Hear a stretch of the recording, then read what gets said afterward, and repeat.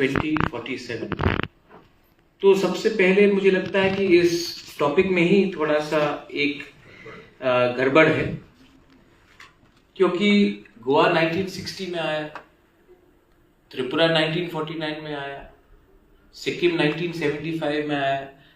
तो सबसे पहले ये यूनिफॉर्मिटी जो हम हमेशा लाना चाहते हैं, कभी वस्त्र में हो, कभी भाषा में हो, कभी खाने में हो, आजकल हम सब चीज को एक यूनिफॉर्मिटी में लाना चाहते हैं। India is very unique country. India में आप यूनिफॉर्मिटी इतने आसानी से नहीं ला सकते हैं। मैं जानता हूं कि बहुत लोग कोशिश करते हैं, लेकिन ये एक बात है कि हमें सब इसको मान के चलना पड़ेगा कि हिंदुस्तान एक झटके में नहीं आया। बहुत लोगों ने संघर्ष किया, किसी ने गोवा में किया, किसी मणिपुर में किया, त्रिपुरा में किया, कश्मीर में किया, हैदराबाद में किया। तो आप how do you see India in 2047? There are many inaccuracies as well. Let me start. The earlier speaker spoke about education. आपने शिक्षा के बारे में बात की। मैं आपको नॉर्थ ईस्ट के बारे में थोड़ा बात बताना चाहता हूँ, because I think this room is filled with North East because most of my Tripura Matha MLAs are here. मेरे राज्य में त्रिपुरा में हमने सबसे पहले सेंट्रल यूनिवर्सिटी 2006-2007 में आजादी के 60 इयर्स के बाद एक राज्य को एक सेंट्रल यूनिवर्सिटी मिला। इससे पहले हमें कहीं और जाना पड़ता था अगर आपको क्वालिटी सेंट्रल यूनिवर्सिटी आपको शिक्षा चाहिए थी। then you would have to travel to Meghalaya or maybe to Assam or maybe to Delhi or Bombay, Mumbai. But in your own state, we did not have a central university. We talk about India at 2047, and यहाँ मैं आज मुंबई में आया हूँ। मैंने सुना एक दो विधायक बात कर रहे थे कि now we are doing DNA testing. मैं तो अनुसूचित जनजाति हूँ, बहुत लोग अनपढ़ गवार भी बोलते हैं। मेरे खुद के कजन ब्रदर्स लोग मुझे जो दिल्ली में हैं, जयपुर में हैं, they often consider me a lesser royal, because we're from the north east. मैं आपको एक बात बोलना चाहता हूँ। यहाँ में लोग, मैं आज सुन रहा था, they were talking about DNA, they were talking about cancer research, stem cell research. मेरी यहाँ में एक विधायिका है, she comes from Gandatwisa and Dhalai. People still die of meningitis, diarrhea and malaria. So you can't talk about India by ignoring a certain part of India. मैं आपको बोलता हूँ how I see India in 2047. Many people measure India by GDP.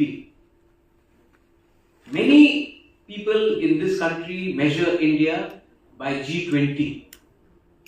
Many people in this country measure India by our image abroad. I measure my India, and I'm going to keep it to maybe 8 minutes, 1 minute extra I'll speak. I see my idea of India if my community, which is only 8 to 10 lakhs, 12 lakhs, can be around in 2047, speaking our own language, wearing our own clothes, and surviving in a 1.8 billion or 2 billion population. The real India I see, अगर हिंदुस्तान को एक रहना है, हिंदुस्तान को उन्नति करनी है, तो हिंदुस्तान के छोटे से छोटे संप्रदाय को, कोई भी धर्म हो उनको 2047 में रेलिवेंट रहना पड़ेगा। अगर आपकी आइडेंटिटी नहीं रहेगी तो हिंदुस्तान क्या है, भारत क्या है? विश्व में सब आपको ताली मारेंगे, आपके लिए ताली मारेंगे, लेकिन अगर एक नॉर्थ ईस्ट का एक क्षेत्र से अगर हम बचेंगे नहीं, हमारा वस्त्र नहीं रहेगा, हमारा भाषा नहीं रहेगा, हमारा आइडेंटिटी नहीं रहेगा, हमारा अस्तित्व नहीं रहेगा, तो ये कौन सा भारत के बारे में हम बात कर रहे हैं? बहुत लोग, मैं भी उस समय जिंदा नहीं रहूंगा, लेकिन हमारा जो संप्रदाय है, हमारा जो जनजाति है, हमारा जो ट्राइबल है, जो इंडिजिनस है, वो 2047 में सर्वाइव करेगा कि नहीं करेगा? Sir, you spoke about electoral reforms.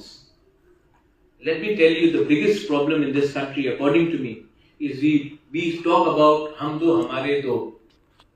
Lekin in India, population is the only thing which makes you win elections.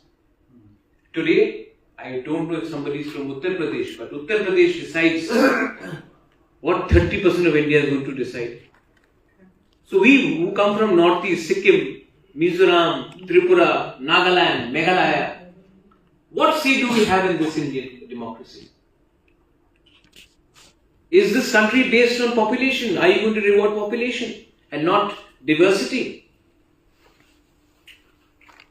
But what I see is that if India has to prosper in 2047, you'll have to change the democracy as we say. We are supposed to be grateful for the great democracy. The great democracy these days only rewards numbers.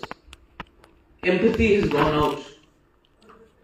Jingoism and rhetoric has come in. So I think for us to survive in 2047, we will need to look after. When we talk about minority today, we talk about religion, but minority are also ethnicities. I speak for my region. I don't speak for the rest of the country. I think we should all speak for a region. हम लोग सबको अपने क्षेत्र के बारे में बात करना चाहिए. बहुत बार मैं जाता हूं और मैं सुनता हूं कि आपका तो छोटा राज्य है, आप तो बहुत कम है. जमीन, इमोशन और देश सिर्फ नंबर से नहीं बनता है, जुड़ने से बनता है. If India has to prosper in 2047, we'll have to think for a new economic policy. We'll have to think about climate change because we are not living in an insulated world. We have to think about unlearning what we have learned in the last 60 years. I'm not saying unlearning after 2014. I'm talking about unlearning throughout because there are many things that we have to learn. And politically, we are some of यहाँ में तो आप लोग legislators हैं, leaders हैं, मुझसे बहुत ज़्यादा जानते हैं, लेकिन मुझसे त्रिपुरा से ज़्यादा नहीं जानते. जैसे कि मैं भी कोई छोटा नहीं है, कोई बड़ा नहीं है. इमोशन सबका एक होता है. मैं आप सबको एक बात बोलना चाहता हूँ कि अगर हिंदुस्तान को 2047 में रेलेवेंट बनना है तो हमें अपने क्षेत्र को छोड़ के भी जाकर दूसरे क्षेत्र में जाकर देखना चाहिए, क्योंकि जब तक हम अपने देश को ही नहीं समझेंगे हम बाहर जाकर क्या बात करें. I think it is very important for us as legislators, as lawmakers, to travel and understand. Not go on a junket tour, but go and understand. And I know there are some leaders here who have traveled the nook and corner of this country, and I see them in the room. We may be politically in opposite camps, but I do appreciate that. We have to learn to appreciate even the best qualities in our opponents. And a great India in 2047 will only be possible if we are all humble. ये देश को humble रहना पड़ेगा. जो देश के अंदर अहंकार आ जाता है, वो देश अपने ही लोगों को सबसे पहले छोड़ता है.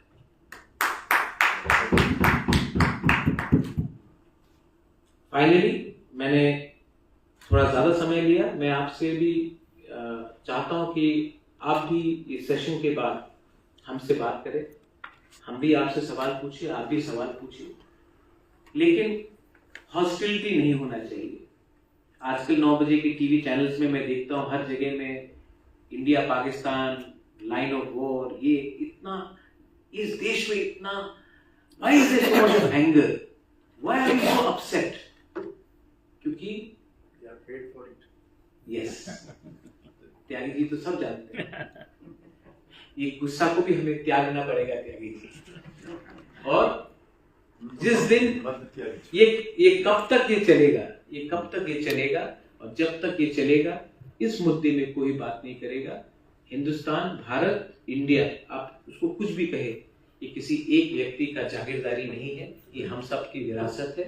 एंड दैट विरासत has to be maintained through collective responsibility, humility and unity. Belai belai no hambai. Thank you. Purukka. Very good.